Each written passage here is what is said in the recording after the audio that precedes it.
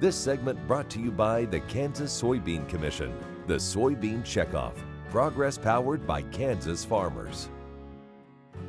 One of my best presents ever is being able to share the things that I do with my friends and being able to share my friends with you. And my friend Michelle Martin is back today, and she's got another great segment, some awesome Kansas history, this time close to Fort Scott. So good morning, Michelle. Good morning, Deb. Today we will learn what prompted a refined young lady living in Fort Scott, Kansas Territory to pen a fiery letter to James Montgomery in 1859. The evening of December 16, 1858 was clear and crisp. The residents of Fort Scott were safely inside their warm homes when the former parade ground of the old fort erupted into violence and bloodshed. James Montgomery, a leader of the Free State abolitionist faction in Kansas Territory, along with several of his men, stormed the Free State Hotel, an anti-slavery establishment, in an attempt to free Benjamin Rice, one of their friends, who was being held by local authorities in a third-story makeshift jail cell.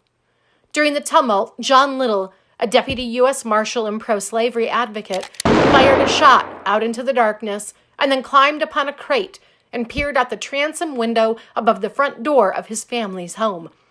Suddenly, the glass of the transom shattered, and Little fell to the floor in a pool of blood. His terrified father, a physician, and his sister rushed to his aid to no avail.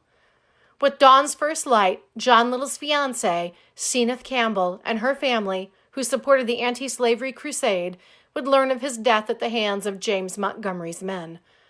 After the shock of Little's death began to subside, Asenath took pen and paper in hand and issued a warning to Montgomery and his men. Montgomery, listen to me. Today I heard you said in a speech a few days since that you were not sorry you'd killed John Little, that he was not killed too soon. Can you before God say so? Oh, the anguish you have caused. He was one of the noblest men ever created. You can't prove he ever injured an innocent person. A few days more, and we were to have been married, then go south to trouble you no more. But through your influence, he was killed, sent to another world without even time to pray or say goodbye to his friends. But remember this, I am a girl, but I can fire a pistol. And if ever the time comes, I will send some of you to the place where there's weeping and gnashing of teeth.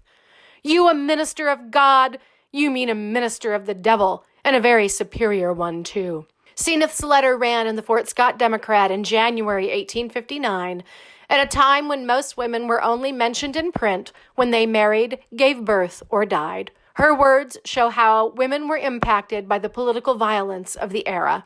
Ironically, for Asenath, John Little's death would not be the only one she endured in her lifetime. After 2 years of marriage, she would suffer the loss of her infant daughter and new husband by 1871.